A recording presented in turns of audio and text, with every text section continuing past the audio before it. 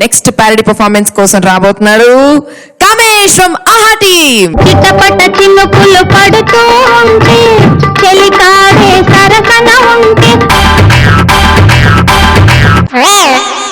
పర చికెనులు కొరుకుతూ ఉంటే బిర్యానీ తోడుగా ఉంటే ఫట్ ఫట్ మంటూ గ్లాసులు కలిపి పెగ్గులు వరసగా బిగేస్తుంటే చెప్పలేని ఆహాయి ఎంతో థ్రిల్లుగా ఉంటుందో చెప్పలేని ఆహాయి ఎంతో థ్రిల్లుగా ఉంటుందో బుస బుస సోడా పొంగుతూ ఉంటే కసిగా మింగుతూ ఉంటే మసగ వెలుగులో మధువని వాళ్ళు మత్తుగా మైకం కమ్ముతూ ఉంటే చెప్పలేని ఆహాయి ఎంతో థ్రిల్లుగా ఉంటుందో చెప్పలేని ఆహాయి ఎంతో థ్రిల్లుగా ఉంటుందో.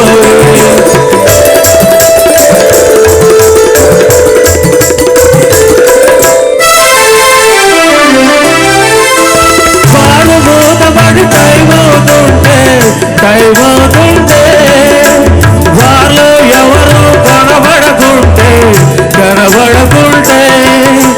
వారు మూతబడి టైమవుతుంటే వాళ్ళు ఎవరు కనబడకుంటే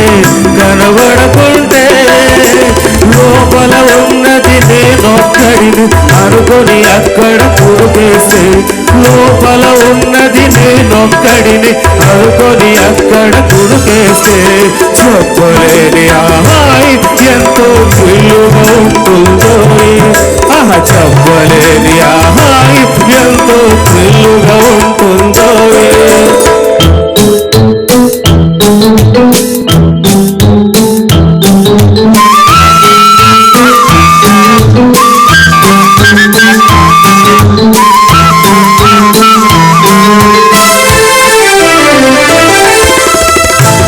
తడిగా అనిపిస్తుంటే ఆహాహా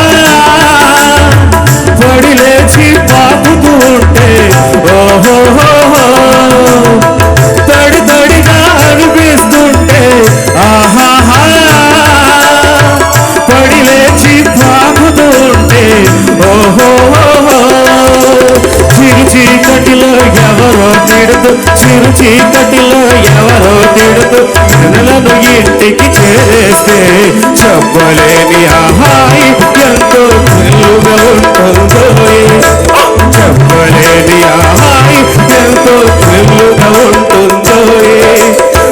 పర చికెను కొరుకుతూ ఉంటే బిర్యానీ తోడుగా ఉంటే ఫట్ ఫట్ మంటూ గ్లాసులు కలిపి పెగ్గులు వరసగా బిగేస్తుంటే చెప్పలేని ఆహాయి ఎంతో థ్రిల్లుగా ఉంటుందో చెప్పలేని ఆహాయి ఎంతో థ్రిల్లుగా ఉంటుందో. నీ పేరు కామేష్ కాదు మందేష్. మరి మన జడ్జి గారు ఏమంటారో విందాం. సెట్ అంతా సారాకంపు కొట్టేస్తుంది.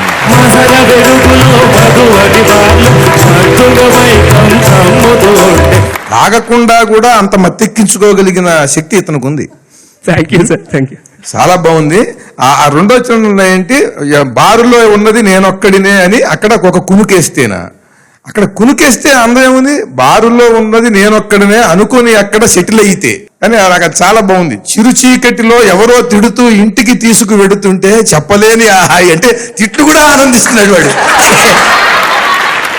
తడిగా గుట్టకేస్తుంటే పడి లేచి పాకుతుంటే. పూర్వం ఒక సంస్కృత కవి ఈ తాగుబోతుల గురించి ఒక చమత్కారంగా వాళ్ళ చేష్టల గురించి ఒక శ్లోకం చెప్పాడు. పీత్వా అంటే తాగి పునఃపిత్వ మళ్ళీ తాగాలట. ఎప్పటి వరకు, యావత్ పతతి భూతలే, నేల మీద పడిపోయేంత వరకు తాగాలట. తర్వాత పునరుత్థాయ వై పీత్వ, జాగ్రత్తగా నెమ్మదిగా ఓపిక చేసుకుని లేచి మళ్ళీ ఎప్పుడు తాగాలట. అలా తాగిన వాడికి పునర్జన్మ నవిద్యతే, మళ్ళీ వాడికి జన్మ లేదురా అన్నాడు. చాలా బాగుంది పాట, చాలా చక్కగా పాడి. పృథ్వీ గారు, మందేష్ చాలా మందులో చాలా బాగా మాట్లాడారు. ఆహా ఈ ప్రోగ్రామ్ చూడండి, ముందు ఎలా మానాలో అబ్బాయి చెప్పాడని చెప్తారు. చాలా బాగుంది. నిజానికి ఏమండి, ఈ పాట ఇచ్చే ఆనందం నిజంగా మంది ఇస్తుందా చెప్పండి, ఎవరినన్నా అడగండి, వాళ్ళు కాదని చెప్తారు. చాలా మంది చెప్పారు నాకు. నన్ను కూడా ఒకసారి మీరు ఎందుకని పుచ్చుకోరన్నారు, మీరు ఎందుకు పుచ్చుకుంటారన్నా, తాగితే కిక్ వస్తుందండి అన్నాడు. ఎప్పుడు కిక్లో ఉంటాను, నాకు అక్కర్లేదండి. Thank you so much sir. మరి అలాగే మీ దగ్గర నుంచి మాకు డైలాగుల వర్షం కురిపించాలి మీరు అని చెప్పి కోరుకుంటున్నాం. ప్రస్తుతానికి ఒక బొట్టు అలా. ఇంత స్పష్టంగా నాకు అసలు తెలుగు మాట్లాడటం రాకపోతాడండి. నన్ను తీసుకొచ్చినటువంటి స్వర్గీయ డాక్టర్ ప్రభాకర్ రెడ్డి గారు. నేను ఎంఏ చేసి జర్నలిజం డిప్లొమా చేసి ఏదో ముందు ఫైనాన్షియల్గా సెటిల్ అవ్వాలని చెప్పి మెడ్రాస్ హోటల్లో నేను రిసెప్షనిస్ట్గా జాయిన్ అయ్యానమాట ఈ ట్రయల్స్లో. ప్రభాకర్ రెడ్డి గారు ఆయన గొంతు సపరేట్గా ఉండేదండి. ఆయన ఏ ఊరయ్య అనేది అని అంటే, సార్ మాది తాడేపులు కూడా ఉండి ఇక్కడ వచ్చామండి. అంటే ఉద్యోగం చేయి, తర్వాత చూస్తాను, ముందు తెలుగు నేర్చుకో అంటే నాకు ఎంత ఆనందంగా ఉందంటే అండి, ఇద్దరు వ్యక్తులు, స్వర్గీయ నందమూరి తారక రామారావు గారు, ధూళిపాల గారు. తెలుగు డబ్బింగ్ కూడా చెప్పేవాడు కదా, తెలుగు సరిగ్గా రాదు, నువ్వు తెలుగు నేర్చుకో, నువ్వు చదువుకున్న చదువు పక్కన పెట్టి తెలుగు నేర్చుకొని ఆయన శకుని క్యారెక్టరు రామారావు గారు దానవీర సూరకర్ణ సీడీ కొనుక్కుని, నా డైలాగులు నువ్వు ఇమిటేట్ చేయొద్దు, శకుని క్యారెక్టరు ధూళిపాల గారు గుంటూరులో ఉంటారు, వెళ్ళి 3 రోజులు ఉండి నేర్చుకున్నాను. దాంట్లో ఒక డైలాగ్ అండి, మా గురువు గారు ఎదురుగుండా చెప్పాక, ఒరే ఎదవా ఇంకా స్పష్టతగా నేర్చుకోవాలని చెప్పి కొంచెం మాంసాహారం తగ్గించి దీని మీద ధ్యాస పెట్టండి అని వారు ధూళిపాల గారు. దుర్యోధనుడు ఎన్ని ప్రయత్నాలు చేసిన విఫలమయ్యి ఆయన అలాగా దిగాలుగా కూర్చున్నప్పుడు శకుని ఎంటర్ అవుతాడండి. అనిమిత్త క్రోధంతో అసూయాగ్రస్తుడే రాజసూయానికి వెళ్ళలేదంటుంది వెర్రి లోకం. ఒకవేళ నీవు వెళ్ళనిచో యాగమా ఆగునది కాదు, స్వజనం మీద సమారంతో వచ్చినాడన్న మంచి పేరు నీకు దక్కుతుంది, ఎదిరి బలగాన్ని చూసే అదను చిక్కుతుంది అని అలా చెప్పి ధర్మరాజు గురించి చెప్తారండి శకుని గారు. వాడు పేరుకు ధర్మరాజే, జూదరి, పెనువేప విత్తు, యసనపరుడు. ఆ మెషతోనే వాడిని అస్తినకు రావించి పాచికలాడించి ఓడించి సర్వము హరించి నీవు నీ శతసోదరులు నీ యశోరక్ష పరిరక్షకుడైన ఈ రాధేయుడు సమస్త సామంత మహీపాల మండలాధీశుల గేలి చేసి గొల్లున నవ్వ పాండవుల పంచ ప్రాణములు విల విల పోవా అయ్యారే నాటి మేనల్లుని పరాభవమునకు మామ శకును చేసిన పరిహారం ఇదా అని హురే హురే అని సమస్త లోకముల హర్షధ్వానముల సలుప నా చరిత్ర భారతీయ ఇతిహాస పటములపై సువర్ణాక్షరములతో లిఖింపబడినట్టుల పగ తీర్చనిచో నేను నీ మేనమామ శకునినే కాను, నీ తల్లి గాంధారీదేవి తోబుట్టిన వాడినే కాను, పందెం చెప్పు ధర్మనందన. ఇప్పుడు ఇవన్నీ చెప్పాక ఈ డైలాగులు చాలా చిన్నవి. కృష్ణవంశీ గారు ఎలాగా దీన్ని ఇంప్లిమెంట్ చేయాలి క్యారెక్టర్ని, నేనని ఊరుకోండి సార్ సినిమాలో ఒక సీన్లో ఉండే వేషం, దీనికి ఇంత పెద్ద ఇంట్రెస్ట్ ఏంటంటే ఈ సీను ఒక ఐడియా నీ జీవితాన్ని మారుస్తుంది, అలాగే ఈ సీన్ నీ జీవితాన్ని మారుస్తుంది చూడండి. సరే ఒక కట్టబ్రంపడని గెటప్, సెటిల్ అయిపోయిన హీరో, రెడీ యాక్షన్ అనగానే ఓరి బ్లేచుడా ద్రోహంతో మమ్మల్ని వంచే దౌర్జన్యం కింద మా సంస్కృతి కింద ఆ డైలాగ్ ఫ్లో లేదయ్యా అంటే, సార్ డైరెక్టర్ కథ ఎవరో కాపీ కొట్టారంటే ఛాంబర్కి వెళ్ళారు, ఇమీడియట్ 1 more.